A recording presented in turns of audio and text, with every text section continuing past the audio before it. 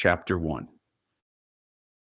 The lodge met on the second Thursday of every month, same as it had for 114 years, and it had to meet tonight because it always met, because the second Thursday does not negotiate with grief. Harlan Stiles had arrived first, which was his habit, and had lit the altar candles himself because the stewards weren't here yet. Donnie Marks had a thing with his knee, and Gary Prater had driven all the way from Buckhannon for the funeral and hadn't come back, which was fine and understandable. That left Harlan standing at the altar with a box of matches at 6:30 on a Thursday in November, wondering who was going to sit in the east. The answer technically was Harlan. The senior warden presides in the absence of the master. He knew this.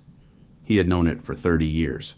He had presided before in the ordinary way, when Malcolm was sick one winter, and when Malcolm had driven to Morgantown without telling anyone because Deb had gone into labor 6 weeks early. Her son had come into the world the hard way. Those occasions had felt unremarkable. The chair had been temporarily unoccupied, and Harlan had filled it. Then Malcolm had come back. Malcolm was not coming back this time. Harlan did not sit in the east. He placed his own chair slightly south of center and left the east in its condition. When the others arrived, they understood without being told and arranged themselves around the room in no particular ceremonial order, the way men arrange themselves in a kitchen after a funeral. The working tools were laid out properly on the altar. He had done that, at least. The square, compasses and trowel in their right places, the rough ashlar at the left and the perfect ashlar at the right. Everything ready for a master who was not going to come and use them. 7 of them in the end. The 8th chair was empty. Roy Deaton came in from Elkins wearing his apron and carrying his hat in both hands and said nothing useful for a long time, which was the most useful thing he did. Paul Akers sat next to Roy and looked at the floor. The Deacon brothers, not brothers by blood, 2 men named Deacon who had coincidentally arrived in the lodge within 3 years of each other and had been confused with each other ever since, sat on opposite sides of the room, as was their custom. Old Walt Briggs, who was 77, and the only man present who had known Malcolm before Malcolm joined the lodge, sat nearest the altar with the specific stillness of a man who has seen this before and knows there is nothing to be done about it. Curtis Webb came in last at 7:07 and took the chair nearest the door. Harlan waited until Curtis was settled.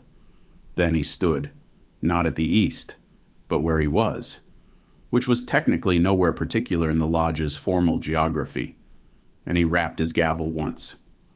The room came to a particular kind of attention that was not quite a ceremony but was adjacent to it, the attention of men who know the form and reach for it when the form is all they have. "Brethren," Harlan said, "we are met in lodge tonight as we meet every second Thursday, under what I think we can agree are unusual circumstances." A pause. "I will ask Brother Deaton Roy to open us with prayer, after which we'll address the business of Brother Crisp's funeral rites and whatever else needs addressing."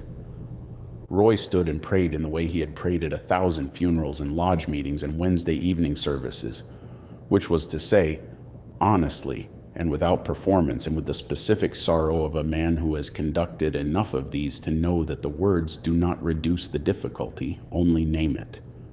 He prayed for Malcolm's soul and for the comfort of his family and for the wisdom of the brethren in honoring his memory, and he said, "So mote it be," and the room repeated the phrase, and Harlan rapped his gavel again. "Before we get into the particulars," Harlan said, "I want to acknowledge something for the record." He looked at the east. Brother Crisp was our worshipful master. He held that office until his death. Under our constitutions, that office is not vacant in the ordinary sense. There is no vacancy